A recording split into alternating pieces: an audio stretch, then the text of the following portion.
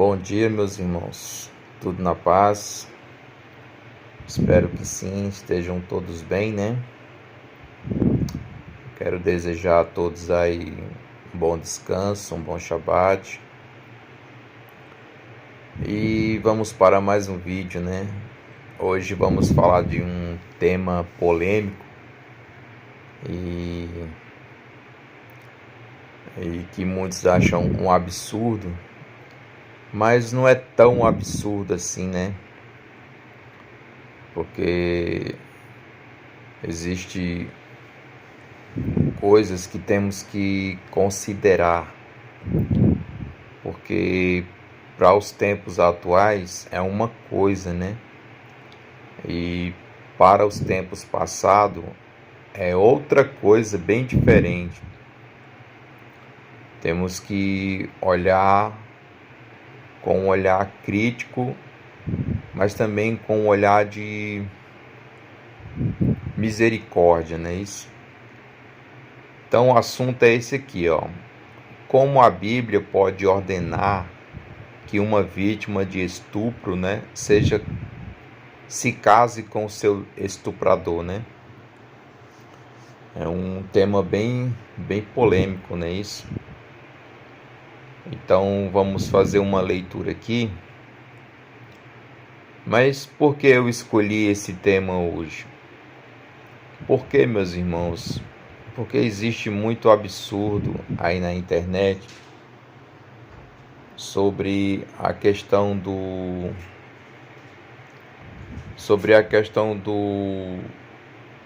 das falácias do povo aí. Tanto as pessoas que não acreditam no Criador, como os ateus, e também como essas pessoas que dizem que o Deus da Escritura é o diabo. Eles têm o mesmo pensamento e acreditam nas mesmas coisas, porque eles querem trazer as coisas do passado para a atualidade e não tem como, e querem condenar o passado com as coisas da atualidade. Ou seja, o pensamento de hoje condena o passado, não é isso? E não é bem assim, não é assim que se julga, não é assim que se analisa as coisas. Então, tanto os ateus, né, que não acreditam no Criador, pensa dessa forma, como também aqueles que acreditam que o Deus das Escrituras é o diabo. Eles têm o mesmo pensamento. Só que vamos fazer uma leitura aqui para a gente entender como de fato essas coisas aconteciam, né? E vamos ver aqui. E lógico que eu vou dar minha opinião sobre isso, né? Eu até já dei a minha opinião aqui no canal, mas creio que os irmãos já devem ter esquecido, mas a gente vai afirmar isso aqui hoje de uma forma bem mais esclarecida, né? Então vamos para a leitura. De acordo com a lei mosaica, se o homem encontrar uma virgem que não esteja prometida em casamento e a violar, e ambos forem descobertos, ele deverá pagar 50 siclos de prata ao pai da moça. Ele deverá se casar com a moça. Ou seja, aquele que abusou, logicamente, deverá casar com a moça se ambos forem descobertos, né? Mas por que isso, meus irmãos? Porque é aquela história. No momento do ato, não teve testemunha, ninguém viu, ela não gritou. Então não tem testemunha, não tem como julgar isso daqui. Só que ambos foram descobertos, né? Não é como hoje, né, que existe celulares, existe câmeras, existe exames, né, que podem comprovar essas coisas. Mas nessa época não tinha nada disso. Era só a palavra de um contra a palavra do outro. Entendeu? Então ficava difícil julgar. Ele jamais poderá se divorciar dela enquanto viver. Deuteronômio 22, versículo 28 e 29. Aí aqui tem um questionamento. Isso não é bárbaro? De certa forma, sim, né? Em primeiro lugar, a lei mosaica dificilmente se refere a perdoar facilmente um estuprador. A consequência de estuprar uma mulher noiva era apedrejamento. Ou seja, se uma pessoa, um homem, violentasse uma mulher que estaria noiva para casar com outra pessoa, a sentença dele era a morte por apedrejamento.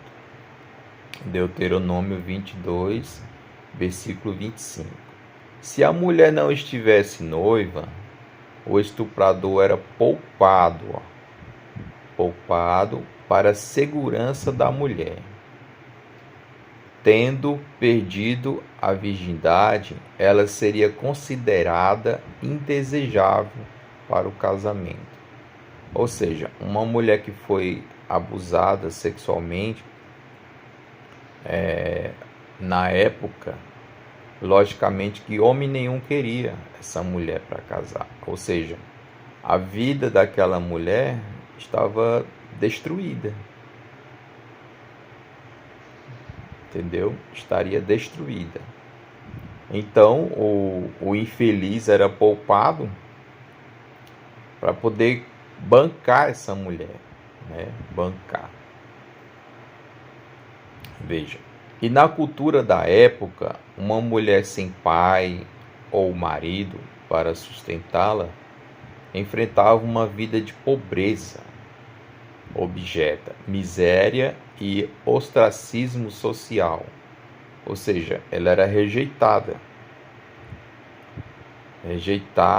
e desprezada por todos.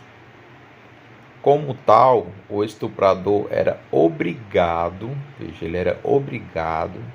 a sustentar a vítima de estupro enquanto ela vivesse. Assim, longe de ser uma bárbare, a lei era um meio cultural de proteção e provisão. Ou seja, aquela mulher, como ela foi desejada por esse ser desprezível, teria que ser bancada por ele, né? E ele era obrigado a bancar ela, casar com ela e sustentá-la até o último dia de sua vida. Até porque, né, meus irmãos, nesta época aqui, que é uma mentalidade antiga, muito antiga, não, para a época dessas coisas aqui, não existia a ciência, né, para ajudar essas mulheres, porque não existia pílula, né, anticoncepcional, não existia nada disso. Ou seja, então, uma barbárie dessa que acontecia, essas mulheres sairiam grávidas disso aqui. Entendeu? Então, além de estar desprezada socialmente, ainda teria que cuidar de uma criança, né? Além disso, havia precedentes na lei mosaica para que a mulher vítima de estupro não se casasse com o agressor. Ou seja, não era, como é que eu posso dizer, meus irmãos? não era a única coisa que se poderia fazer. Existiam outras possibilidades também. Não era todas as mulheres que eram abusadas, violentadas, tinha que, por obrigação, se casar com esses monstros. Não. Existia outras opções, entendeu? Além disso, havia procedentes na lei mosaica para que a mulher vítima de estupro não se casasse com o agressor. Se seu pai determinasse que ela poderia ser sustentada de maneira mais adequada, Êxodo 22, versículo 16 e 17.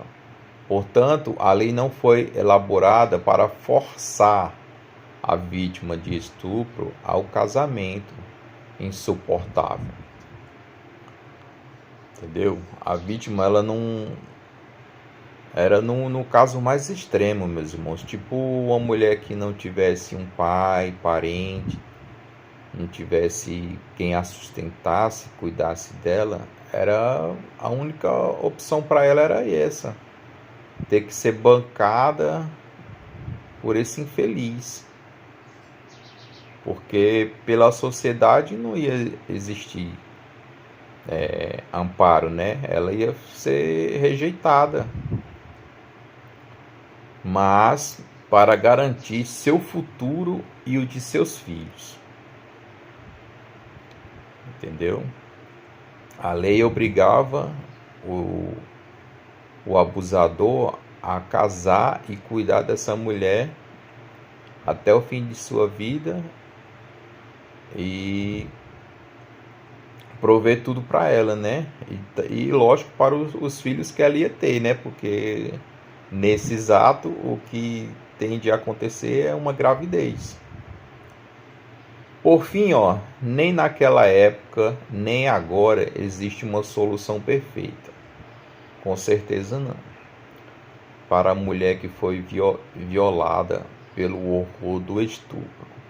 A solução moderna de abortar uma criança concebida por meio de estupro só agrava o horror, de fato.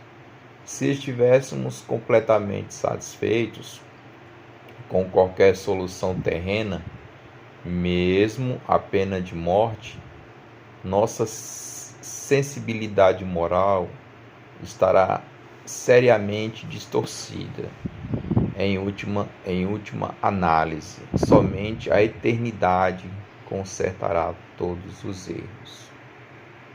Isaías 25, versículo 8. O Senhor Deus enxugará a lágrima de todos os rostos.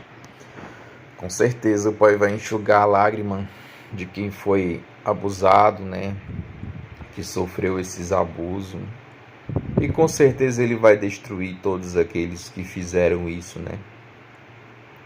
Porque tem que fazer justiça, tem que ser destruído esses que fizeram isso, né?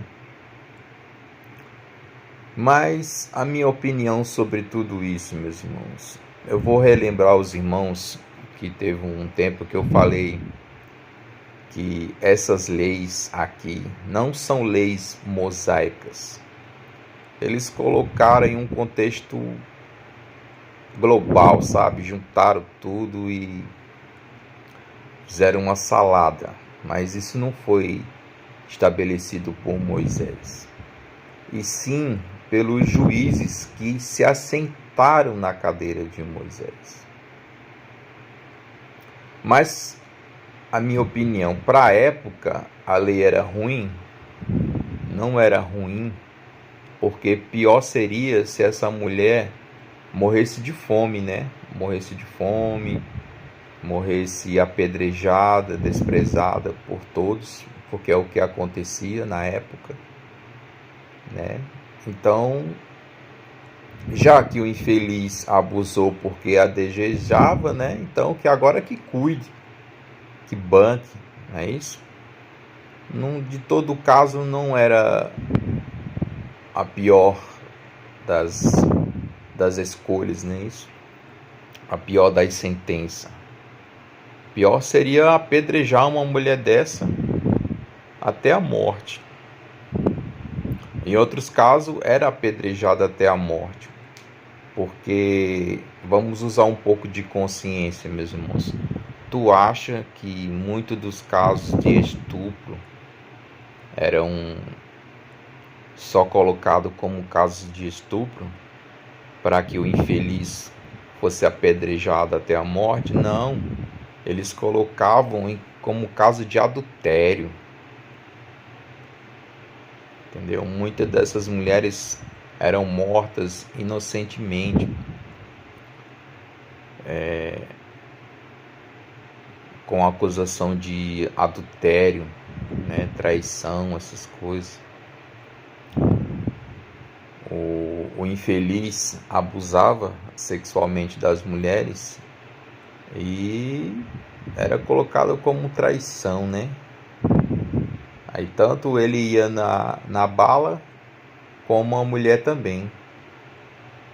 A pobre vítima de estupro, e era colocada como uma adúltera, né? Mas fazer o que, né?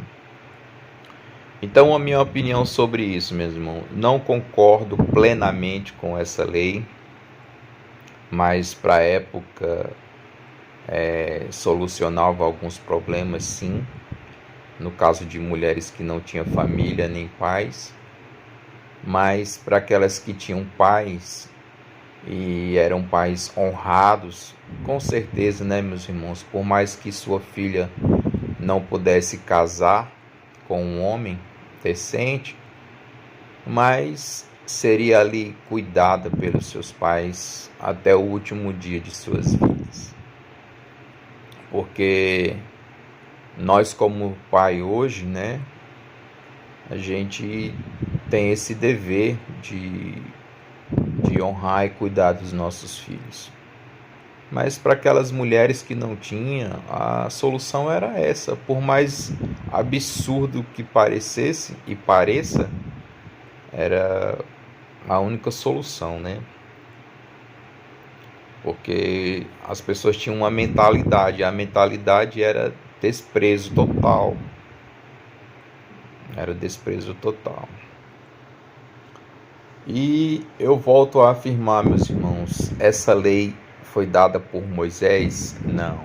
Essa lei foi dada pelos juízes. Pessoas que se assentaram, sabe, na cadeira de Moisés e passaram a dominar, passaram a criar leis absurdas. No caso dessa lei aqui, com certeza foi algum taradão louco que com certeza tinha algum desejo em alguma mulher que para ele era impossível, mas tinha o desejo de possuí-la, né? Com certeza criou uma lei dessa aqui para se beneficiar. Por exemplo, estou apaixonado por uma mulher, mas ela de bom grado não me ama e não me quer, então vou abusá-la dela e a lei me garante que ela casará comigo e viverá comigo para sempre.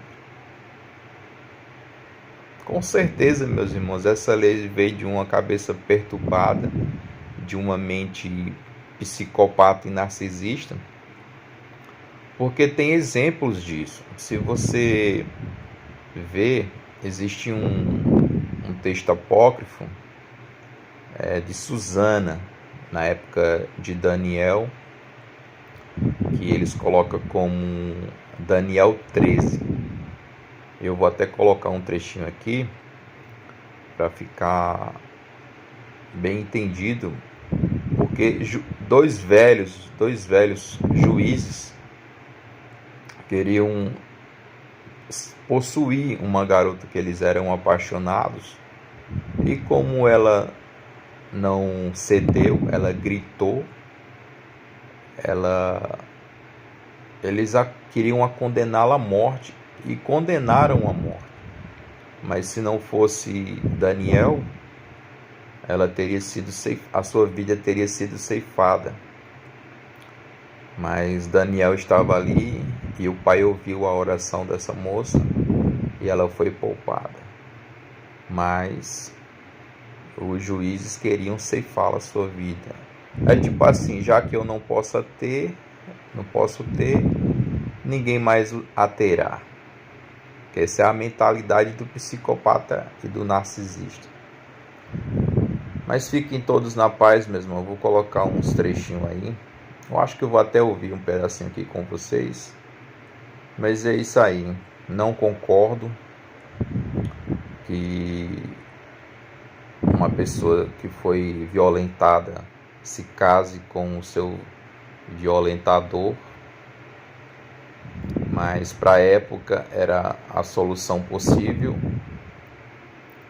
E foi colocada como com segundas intenções, sabe? Com certeza pelo um juiz mau caráter, né? E só confirma essas coisas, a passagem que eu vou colocar aqui só confirma o que a gente já vem falando, já vem ensinando, porque mau caráter existe em todas as áreas. E principalmente os que ministram as leis, não é isso? Porque eles querem se beneficiar.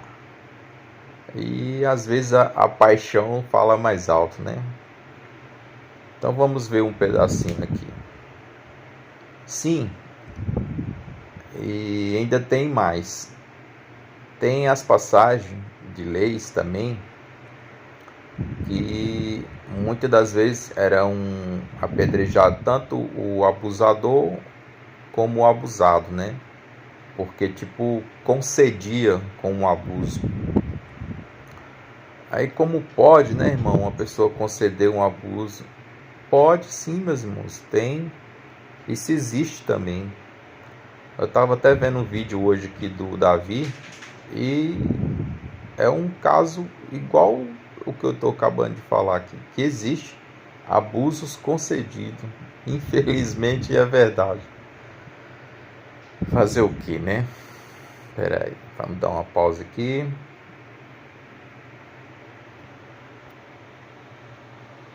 Então, meus irmãos, eu achei aqui um livro apócrifo de Daniel 13. Vamos olhar aqui, vamos ouvir aqui, ó. 13.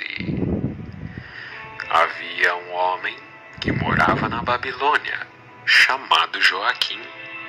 Ele havia desposado uma mulher chamada Susana, filha de Eucias, muito bela e temente a Deus. Seus pais também eram justos e haviam educado a filha na lei de Moisés. Joaquim era muito rico e possuía um jardim contíguo à sua casa.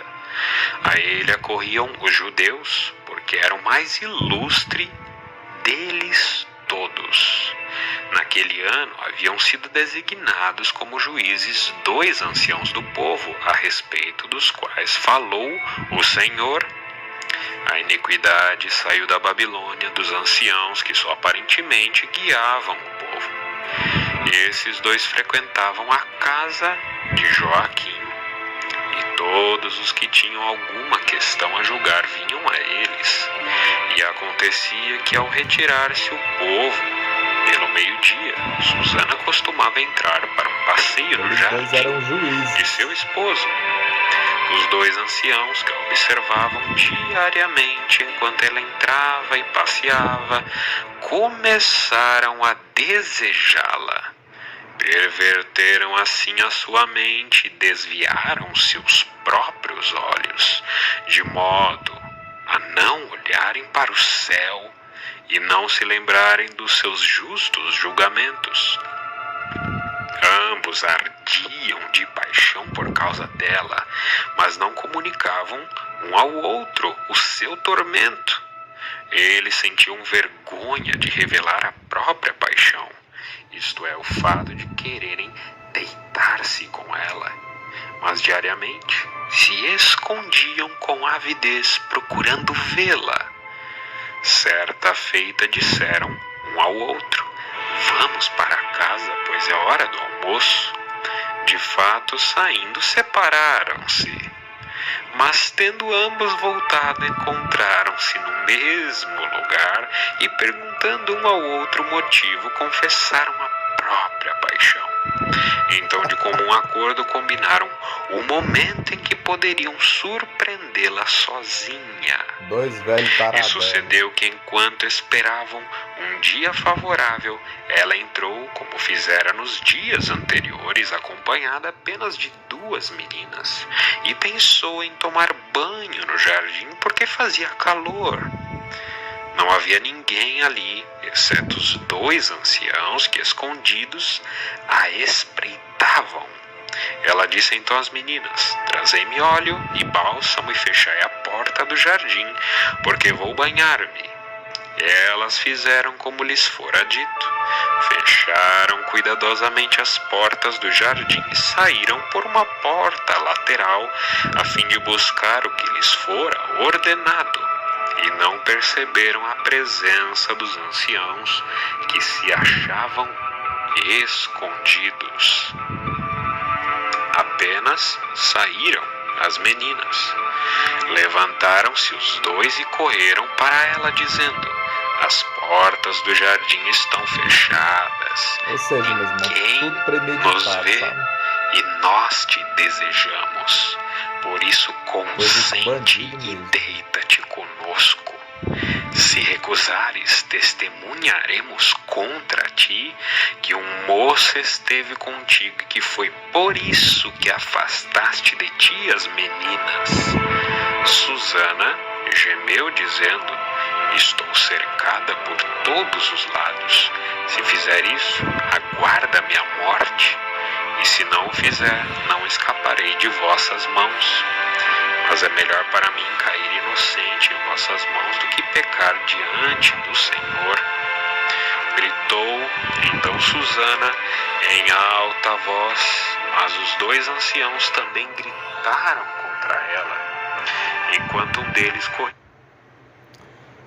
Vou ver só até aqui, meus irmãos. Depois vocês veem aí completo a história de Susana, apócrifo de Daniel, entendeu? Então, por que Susana gritou, meus irmãos? Porque ela foi criada dentro da lei de Moisés, ou seja, ela foi disciplinada. Que se um dia acontecesse isso, ela tinha que gritar, entendeu? Para que todos escutassem, para que ela não fosse cúmplice desse ato, entendeu?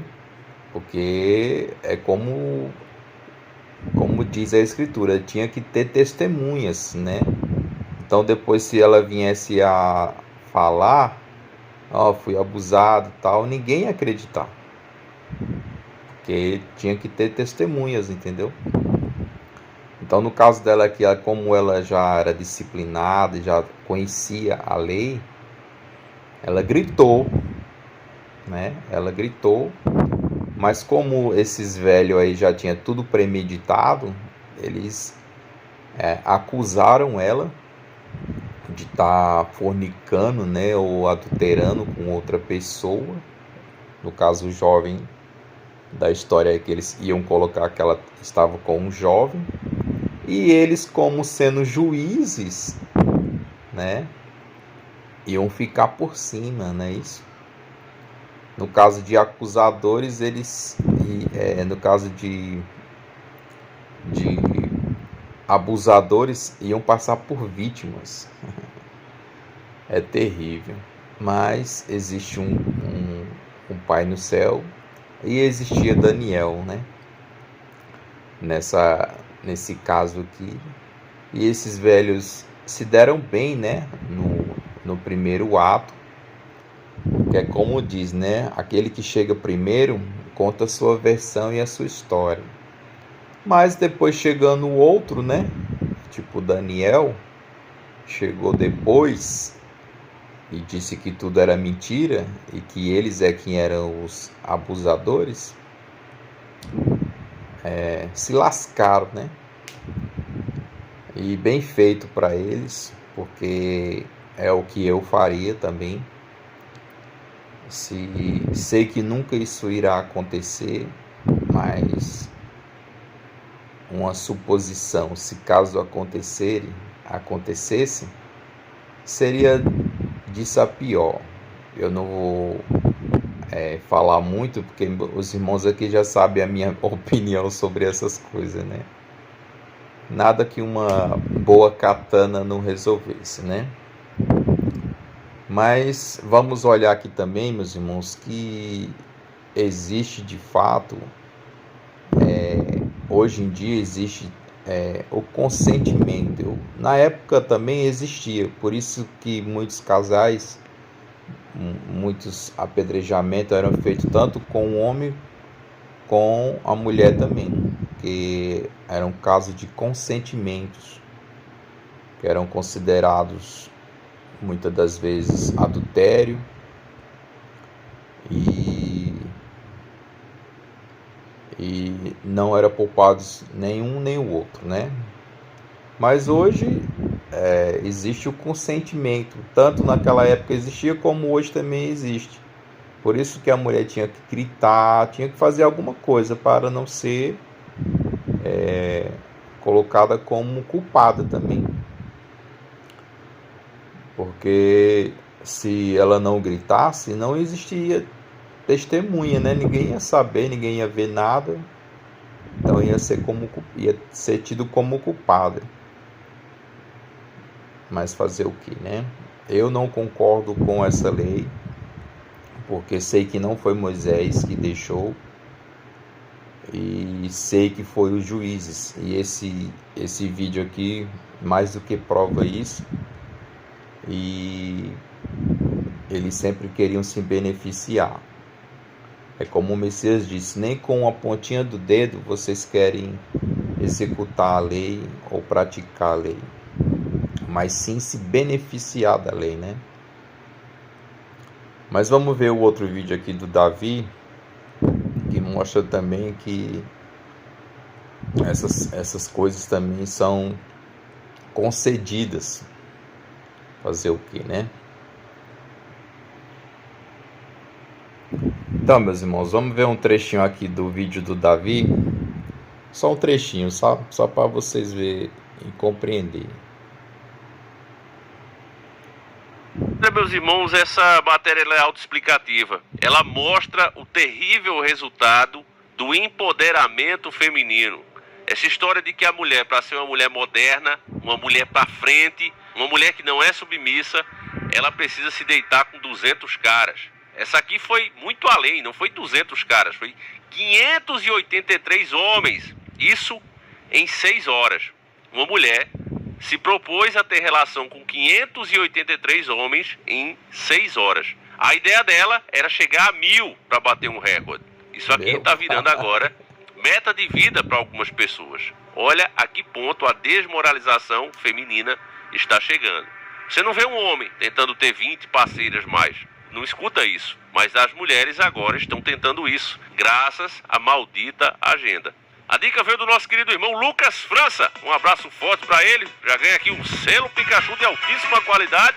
O nosso querido irmão Lucas França. E seguindo aqui para a matéria que está na Correio, influencer vai parar no hospital e é internada após fazer, né, coisinha feia com 583 homens em 6 horas. Matéria de 21 de maio de 2025. E isso aqui? Ou seja, meus irmãos, algo concedido, né? Entendeu?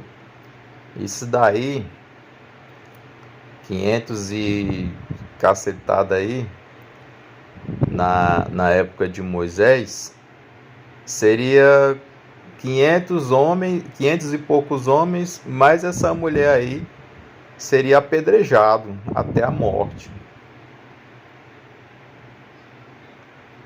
Entendeu? Por quê? Porque iam ser condenados. Por quê? Porque foi um abuso concedido. Entendeu? É terrível, meus irmãos. As pessoas querem falar de coisas que não compreendem, não entendem. Dizer que o povo era do diabo, que o Deus do Velho Testamento é o diabo, quando que na verdade nem elas entendem o que elas são de verdade. E nem entende o que está lendo. Tem que entender as coisas para poder julgar, para poder ter uma opinião, para poder formar uma opinião. Entendeu? Da mesma forma que existia atos sem consentimento, também existia com consentimentos, por isso eram apedrejados até a morte. E também existia saídas para pessoas que eram abusadas e não necessariamente casar com seu abusador. Se tivesse família, pais, né, poderiam cuidar delas. E se os pais escolhessem cuidar, né, porque também existia também do fato dos pais não querer. Entendeu? Mas são coisas absurdas, coisas que as pessoas não entendem, não compreendem, e em vez de procurarem compreender as coisas, ficam julgando, amaldiçoando o Criador, amaldiçoando as pessoas da época, porque a mentalidade daquelas pessoas não é a mentalidade das pessoas de hoje, e você julga com a mentalidade de hoje, julgam aquelas pessoas que não pensam como vocês pensam hoje. É triste. E é isso aí, meus irmãos. Bom Shabbat, bom descanso e fiquem todos na paz. E espero que compreendam que muitas das leis que está na Escritura não foi Moisés que fez, e sim os juízes que vieram depois dele, que se assentaram na cadeira dele. Fiquem na paz.